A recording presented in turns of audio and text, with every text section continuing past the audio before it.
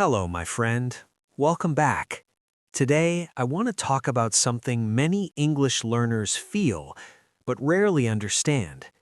Sometimes English feels tiring. Not difficult, not scary, not confusing, just heavy. You don't speak much, you don't push yourself, you don't even make many mistakes. But after listening, after a conversation, or even after thinking in English, you feel tired. And you may ask yourself, why does English make me tired? I didn't even speak that much. Is something wrong with me? Today, I want to sit with this feeling together. Not to judge it, not to fix it fast, but to understand where this tiredness comes from. Let's slow down. Take a breath. Let your body rest for a moment. Let your mind soften. Good. Now listen carefully. English tiredness is not physical tiredness, and it's not mental weakness. It is cognitive load. When you use English, your brain works in a different mode. It monitors, it predicts, it checks, it adapts, even when you are quiet. Listening in a second language is not passive. Your brain is actively working the whole time. That work costs energy. Now let's slow this down. In your native language, listening is automatic. Your brain does not need to decide where words begin or end. It does not need to guess meaning. It does not need to adjust. But in English, your brain is more alert.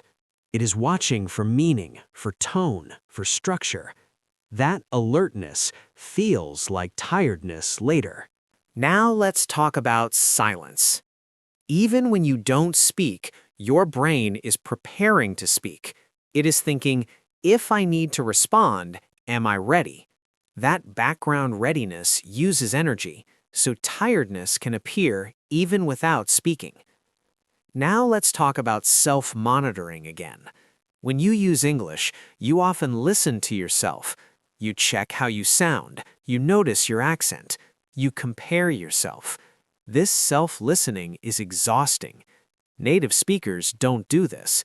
That's why English can feel heavier than your native language. Now let's talk about emotional energy. Using English can feel like being on. Even calm conversations can feel like a performance. Performance costs energy. Even if no one judges you, your nervous system stays alert. Alert systems get tired. Now let's pause. Take a slow breath out. Notice how rest brings clarity back. Now let's talk about something important.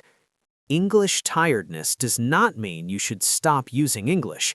It means your system needs recovery. Recovery is part of learning.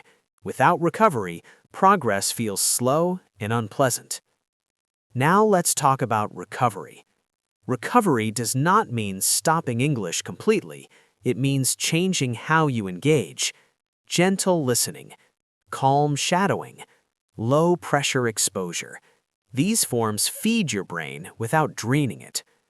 Now let's talk about forcing again. Many learners push through tiredness. They think discipline is the answer. But tired brains don't learn well. Tired brains resist. Rested brains absorb. Now let's talk about rhythm.